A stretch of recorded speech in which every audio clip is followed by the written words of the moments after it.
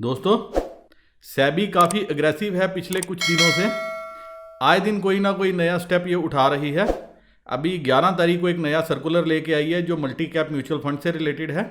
ये सर्कुलर क्या कहता है, मेरे कई दोस्त मुझसे ये पूछ रहे थे कि इसका आने वाले दिनों में शेयर मार्केट पे क्या असर पड़ सकता है, म्यूचुअल फंड्स पे क्या असर पड़ सकता है, क्या मार्केट में एक बड़ी गिरावट आ सकती है, क्या म्यूचुअल लार्ज कैप में जो है एक सेलिंग आ सकती है बड़ी, जिससे जो है मार्केट नीचे की तरफ जाएगी।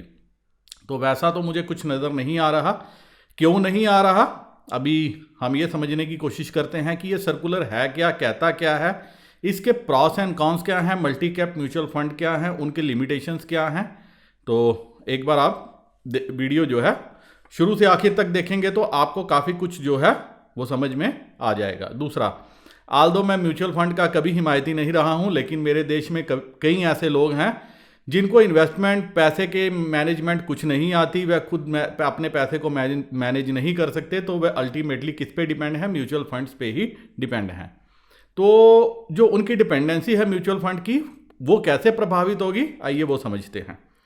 एक बार आप स्क्रीन पे देखिए कि ये सर्कुलर आया है। इस सर्कुलर के मुताबिक सेबी का कहना है कि मल्टी कैप फंड्स जो हैं उनको अब आगे से स्मॉल कैप, मिड कैप और लार्ज कैप में बराबर पोर्शन में 25% हर किसी को एलोकेट करना है मिनिमम। मतलब अब लार्ज कैप में मिनिमम 25% रहेगा, मिड कैप में 25% रहेगा और स्मॉल कैप में भी 25% रहेगा। दूसरा ये बताया कि ये सर्कुलर कब से लागू होगा। ये सर्कुलर तकरीबन 1 फरवरी से जो है वो लागू होगा। इनका कहना है कि जो all the existing multi-cap funds shall ensure compliance with the above provision within 1 month from the date of publishing the next list of stock by AMFI, Association of Mutual Funds of India। AMFI जो है ये साल में 2 बार जो है एक list publish करती है जिसके मुताबिक जो है म्यूचुअल फंड्स को इन्वेस्टमेंट करनी होती है on the basis of the market capitalization of various stocks. तो अभी ये लिस्ट जो है हर 6 महीने बाद पब्लिश होती है। अभी दिसंबर में पब्लिश होगी और उसके 1 महीना हो गया जनवरी 2021। तो मतलब 1 फरवरी से इसको पूरा कंप्लायंस करना है। अब एक बार समझते हैं कि ये लार्ज कैप फंड क्या होते हैं और मल्टी कैप फंड क्या होते हैं। तो दोस्तों, शेयर मार्केट में जो मेरे दोस्त काम करते हैं उनको पता होगा कि मार्केट कैपिटलाइजेशन के हिसाब से जो है कंपनीज की एक लिस्ट बनाई जाती है जिसकी जितनी ज़्यादा मार्केट कैपिटलाइजेशन है उसको 1, 2, 3 इस पायदान पे रखा जाता है। जो पहली 100 कंपनियां हैं मार्केट कैपिटलाइजेशन के हिसाब से उनको लार्ज कैप म्यूचुअल फंड्स कहा जाता है, लार्ज कैप कंपनीज कहा जाता है। मिड कैप्स में वो कंपनीज आती हैं जो 101 टू 250 की रैंकिंग पे आती हैं और स्मॉल कैप्स में 251 से 500 की रैंकिंग जिनकी होती है उनको स्मॉल कैप कहा जाता है। तो आपको ये भी जान के उत्सुकता होगी या आश्चर्य नहीं होगा कि किसी ज़माने में रिलायंस जो आज नंबर 1 कंपनी है वो भी स्मॉल कैप ही थी। तो कंपनी कैसे परफॉर्म करती है हमें वो देखना होता है। पैसा लगाने से पहले ये नहीं देखना होता कि कंपनी जो है आज क्या कर रही है, आने वाले टाइम में कंपनी कैसा कर सकती है। इसीलिए हम क्या करते हैं, थोड़ा सा पैसा लगाते हैं ताकि वो बड़ा बने। अगर हम महंगा स्टॉक खरीदेंगे, मान लीजिए 2000-2500 का स्टॉक खरीदेंगे, तो उसकी एप्रिसिएशन की संभावना कम होती है as compare to small cap अगर वो अच्छा प्रदर्शन करती है आने वाले दिनों में। तो रीलोकेशन ऑफ फंड्स का क्या मतलब है, मल्टी कैप फंड्स क्या होते हैं। मल्टी कैप म्यूचुअल फंड वो होते हैं जो अलग अलग जो कंपनीज हैं स्मॉल कैप, मिड कैप और लार्ज कैप में अपनी जो है इन्वेस्टमेंट करते हैं, क्योंकि तभी उनको मल्टी कैप कहा जाता है। अब इस फंड की ज़रूरत क्या है, पहले ये समझिए। इस फंड की ज़रूरत यह है कि कई बार जो फंड मैनेजर्स होते हैं उनको लगता है कि मल्टी कैप में, मान लीजिए आज हमने लार्ज कैप में पैसा इन्वेस्ट किया है तो कल लार्ज कैप जो है उसमें मूवमेंट कम रहती है और स्मॉल और मीडियम में ज़्यादा रह सकती है। तो सेक्टर रोटेशन, सेक्टर चर्निंग के दौरान तो वो क्या करते हैं, अपना लार्ज कैप से पैसा निकाल के स्मॉल कैप में डाल देते हैं, मिड कैप में डाल देते हैं। आल्दो कोविड के दौरान क्या हुआ कि काफ़ी छोटी कंपनियां जो हैं वो रिटर्न देने में कामयाब नहीं हुई, तो मैक्सिमम पैसा जो पिछले कुछ दिनों में गया है वो साला लार्ज कैप में ही गया है। अब सेबी को इस सर्कुलर की ज़रूरत क्यों पड़ी, वो इसलिए पड़ी क्योंकि मैक्सिमम कंपनीज जो हैं वो अपना मल्टी कैप कंपनीज जो है वो पैसा किस में लगाती हैं, वो अपना मैक्सिमम फंड जो है वो लार्ज कैप में ही लगा रही हैं। इसीलिए क्या आपने देखा कि इंडेक्स जो है वो भाग रहा है, निफ्टी भाग रही है, लेकिन ब्रॉडर मार्केट, ब्रॉडर शेयर्स की जो हालत है वो अभी भी काफ़ी पतली है, सिवाय निफ्टी 50 या निफ्टी 100 शेयर्स के जो लार्ज कैप के हैं। अब हम ये समझने की कोशिश करते हैं कि मार्केट कैपिटलाइजेशन कैसे काउंट की जाती है।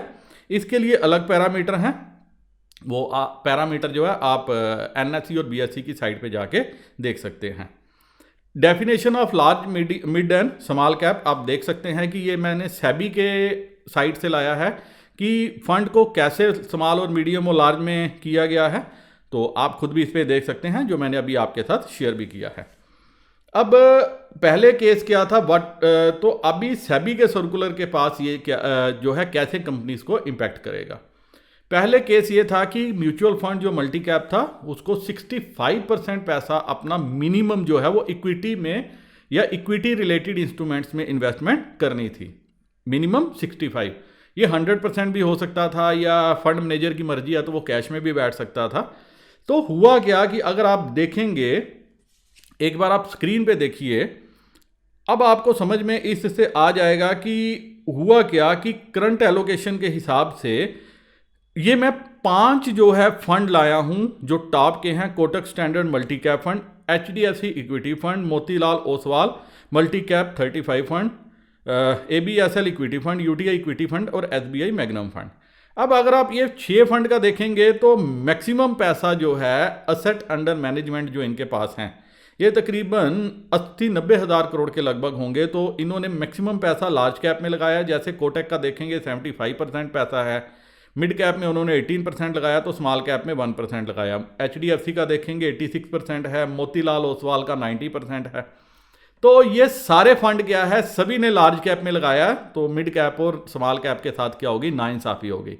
अब इन्वेस्टर क्या चाहता है, इन्वेस्टर चाहता है कई बार उसके अच्छी रिटर्न मिले, तो उसको पता है कि लार्ज कैप में मूवमेंट कम होगी, स्मॉल कैप और मिड कैप में शायद ज़्यादा मूवमेंट हो सकती है। तो वो क्या करता है, मल्टी कैप फंड चुनता है, इस होप से कि उसको कंपनी के बारे में नॉलेज नहीं रहती, तो वो क्या करता है, वो पैसा देता है कि म्यूचुअल फंड ले लेता है कि म्यूचुअल फंड कंपनी जो है वो पैसे को अपने हिसाब से डिप्लॉय करेंगी। तो आपने देख लिया कि कंपनीज क्या है, मैक्सिमम जो कंपनीज हैं, जो म्यूचुअल फंड हाउसेज हैं, उनका मैक्सिमम जो रुझान है वो किसकी तरफ है, लार्ज कैप कंपनीज की तरफ है।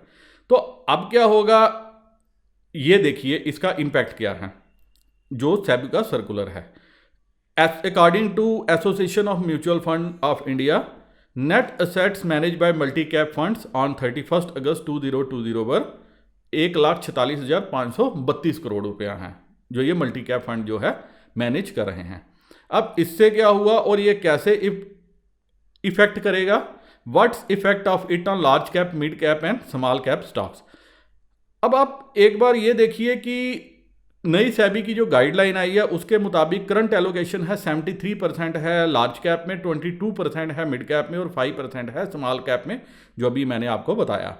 अब इसके मुताबिक अगर देखें तो 1,46,000 करोड़ के मुताबिक 1,06,000 करोड़ ऑलमोस्ट जो है ये लार्ज कैप में है, 32,000 करोड़ मिड कैप में है और 7,221 करोड़ किस में है, स्मॉल कैप में है। अब चेंजेस क्या रिक्वायर हैं, अब लार्ज कैप से 23% पैसा जो है वो निकालना है और वो किस में डालना है, मिड कैप में जाएगा 3% और 20% जाएगा स्मॉल कैप में।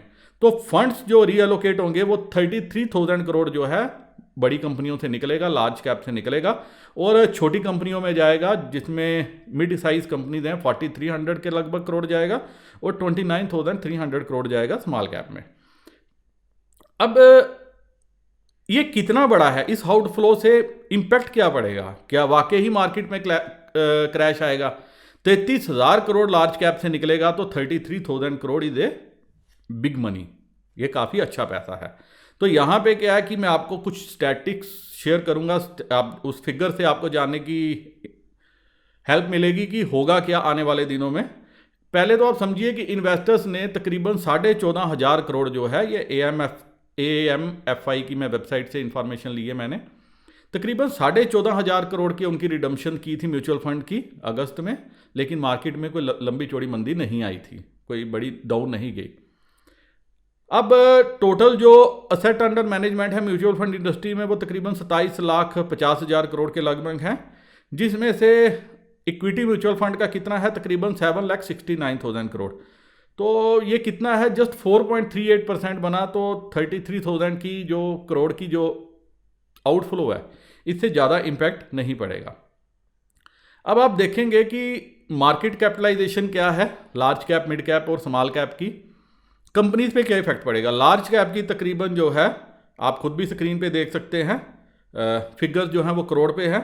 अगर ये पैसा मूव हुआ तो लार्ज कैप जो कंपनीज हैं उनकी मार्केट कैपिटलाइजेशन में जस्ट ओनली -0.33% इम्पैक्ट होगा, और मिड कैप में क्या इम्पैक्ट होगा, 0.21%, और स्मॉल कैप में होगा 29,306 करोड़ का। अब सारी चीज़ आपको समझ में आ गई। अब आपके दिमाग में एक चीज़ ये आती होगी कि अगर इतना ही सब कुछ था तो लार्ज कैप ही फंड क्यों नहीं रखेंगे, और आने वाले दिनों में क्या कर सकते हैं फंड हाउसेज। फंड हाउसेज जो है, अभी मैं देख रहा था कोटक वाले जो है वो बात कर रहे हैं, उनका ये कहना है कि हम शायद स्मॉल कैप में नहीं जाएंगे। मेरे को भी लग रहा है कि कुछ म्यूचुअल फंड जो हैं वो लोगों को एग्जिट लोड दे देंगे कि आप पैसा अगर एग्जिट करना चाहते हो तो कर सकते हो, या वो अपना क्या करेंगे, मर्ज कर देंगे लार्ज कैप फंड के साथ। आल्दो लार्ज कैप फंड के लिए एक पैरामीटर है कि उनको अपना 80% पैसा जो है लार्ज कैप कंपनीज में लगाना है। तो आप अभी मैंने जैसे आपके साथ शेयर किया, कई कंपनीज हैं जिनका ऑलरेडी 80% से ज़्यादा जो है वो लार्ज कैप में लगा, तो वो शायद स्विच ओवर ही कर दें, वो अपना इस स्कीम को रिजिक करके बदल के इसको लार्ज कैप फंड ही बना दे। तो कई या इन्वेस्टर्स को ऑप्शन दे दें कि भैया आपने पैसा चाहिए तो आप वापस ले लो, हम फंड ही बंद कर रहे हैं। रीज़न उसका ये है, स्मॉल कैप और मिड कैप में जो है कंपनीज अभी इस पोजीशन में नहीं है जो रिस्क लें। फ्रैंकलिन टेम्पल्टन का आप सभी ने केस देखा है। तो कोई भी ये जो जितनी कंपनियां मैंने नाम ली हैं ये सारी अच्छी कंपनी हैं, अच्छी रिटर्न के लिए जानी जाती हैं। 9-10% की रिटर्न मैंने लास्ट वीडियो में भी बोला था कि लार्ज कैप फंड में ये 9-10% की रिटर्न निकालने में कामयाब होती है। कोविड से कैसे निपटा जाएगा, कोविड आने वाले टाइम में स्मॉल कंपनीज पे कैसे इम्पैक्ट करेगी, कौन सी कंपनी सर्वाइव करेगी, कौन सी नहीं सर्वाइव करेगी, तो ये सारा देखना पड़ेगा। इसीलिए ये फंड अभी क्या है, कोई भी रिस्क नहीं लेंगे ताकि इनके लिए कल को जो है गले की फांस बन जाए। अभी आपने देखा कि कोविड का कितना बुरा इंपैक्ट पड़ा फ्यूचर ग्रुप तक पे, और उनको वह पूरे का पूरा ग्रुप ही बेचना पड़ा। तो ये मैंने आपको बता दिया कि इफेक्ट क्या है न्यू गाइडलाइंस का और सेबी के रूल का। तो मल्टी कैप फंड जो है मुझे नहीं लगता कि इस पर कोई बहुत बड़ा असर आएगा। कंपनीज जो है काफ़ी पॉसिबिलिटीज अभी एक्सप्लोर कर रही हैं इससे पहले कि वो क्या करें, सेबी की नई गाइडलाइन को फॉलो करें। अब आप लोगों क्या करो, आप लोग ऐसा नहीं है कि सोमवार को खुलते ही जो है स्मॉल और मिड कैप पे टूट के पड़ जाना, ये मेरी आपको एडवाइस है, क्योंकि अभी इतनी जल्दी रिटर्न उसमें आएगी नहीं। कई लोगों जो कह रहे हैं क्रैश आएगा, क्रैश का भी ऐसी कोई संभावना नहीं है। शायद कोई इंपैक्ट आए टेम्पररी, मंडे को अगर गैप डाउन होगी तो शायद आप देखोगे कि मार्केट उसके बाद ऊपर भी आ जाएगी, क्योंकि इससे बड़ा इंपैक्ट होगा नहीं। लेकिन इन्वेस्टर की क्या होगा, इन्वेस्टर जो अभी नए भोले वाले इन्वेस्टर्स हैं वो सोचेंगे कि शायद इतना पैसा इन कंपनीज में आएगा, मिड कैप स्मॉल कैप में आएगा, तो उनका क्या हो जाएगा, रातों रात लॉटरी लग जाएगी, पैसे डबल ट्रिपल हो जाएंगे। तो वो ऐसा ना हो कि अंधाधुंध कोई भी शेयर खरीद ले। फिर भी अगर आप खरीदना चाहते हैं तो वेट कर लें, क्योंकि अभी कंपनीज के पास टाइम है तकरीबन 31 जनवरी तक, तो तब आपके पास भी ऑप्शन होगा। क्योंकि मुझे अभी लग रहा है कि शायद जो हमारा चाइना के साथ अभी खटपट चल रही है, या यूएस इलेक्शंस के बाद कोई यूएस मार्केट जो है नीचे की तरफ जाए, या वो अगर नीचे की तरफ जाती है, जैसे अभी आपने देखा कि काफ़ी वोलाटिलिटी यूएस मार्केट्स में बढ़ भी गई है, तो अगर वो नीचे की तरफ जाएगी तो उसका जो है मटेरियल इम्पैक्ट जो होगा हमारी और पूरे वर्ल्ड की मार्केट्स पे भी होगा। या आने वाले टाइम में कैसे पॉलिसी मेकर्स जो है, अगर फेड ने पैसा ही देना बंद कर दिया, जो अभी मेरे हिसाब से यूएस इलेक्शन को देते हुए उसने अंधाधुंध जारी किया, तो ये सारी चीज़ें जो नेगेटिव इम्पैक्ट डालेंगी, तो सबसे ज़्यादा पिटाई अगर उस केस में हुई तो आपकी स्मॉल कैप और मिड कैप की ही होगी। तो अगर कई फंड जो हैं उन्होंने अगर रिजिक किया या प्लान बनाया आफ्टर 31 जनवरी कि हमें स्मॉल कैप में या मिड कैप में भी पैसा लगाना है, तो वो शायद वेट करेंगे करेक्शन का, ताकि तब वो माल जो है सस्ते में उठा सकें। तो आप लोग अगर अभी माल अपना लेके बैठ जाओगे तो ऐसा ना हो कि आपको जो है इसमें अच्छा खासा नुकसान देखने को मिले। तो मेरी आप सबसे सजेशन है कि अभी अपने पैसे को जो है सेव करके रखिए, मार्केट में कूद नहीं जाना, क्योंकि कूदने से कुछ नहीं होगा। फिर भी अगर आपने लेने हैं तो मैं ये प्लानिंग कर रहा हूँ कि आने वाले टाइम में मैं मिड कैप और स्मॉल कैप पे एक रिसर्च कॉलम शुरू कर रहा हूँ कि एक एक दो दो स्टॉक हम पकड़ेंगे, स्पेशली वो जो निफ्टी मिड कैप और निफ्टी स्मॉल कैप का हिस्सा हैं, तो उनको हम पकड़ेंगे। टॉप के 50 और 100 स्टॉक, उन पे एनालिसिस करने की कोशिश करेंगे और देखने की कोशिश करेंगे कि आने वाले टाइम में आप लोगों को उसमें इन्वेस्टमेंट कैसे करनी चाहिए। दूसरी बात, एक चीज़ और आप समझ लीजिए, जो मेरे को पर्सनल मेरी ओपिनियन है कि अगर पैसा निकलता है 33,000 करोड़ और स्मॉल कैप और मिड कैप में जाता है, तो ये जो 33,000 करोड़ लार्ज कैप से निकलेगा, इसको लेने के लिए, लार्ज कैप को लेने के लिए FII तैयार बैठे होंगे वो। क्योंकि अगर आपने पीछे डील्स पे देखा होगा तो जिन जिन बड़ी बड़ी कंपनीज ने अपना स्टेक बेचा या OFS या QFS या कोई भी FS के जरिए या राइट्स इशू के जरिए पैसे इकट्ठे किए, तो हर कंपनी ने पैसे इकट्ठे किए और बड़े इन्वेस्टर ने क्या किया, उसमें पैसा लगाया। तो अगर ये 33,000 करोड़ की सेलिंग आती है लार्ज कैप में तो FII इसको खपा लेंगे, तो एडिशनल 33,000 करोड़ जो है वो आपकी मार्केट में आने के लिए तैयार बैठा है। क्योंकि बड़े इन्वेस्टर्स जिनके पास पैसा पड़ा है वो चाह रहे हैं कि अपने पैसे को क्या करें, वो सेव करें, अच्छी कंपनीज में लगाएं, ताकि कोविड के बाद जैसे भी हो तो उनको उनके पैसे की क्या मिले, ग्रोथ मिल सके, क्योंकि बड़ी कंपनीज को इतना बड़ा इम्पैक्ट नहीं पड़ेगा।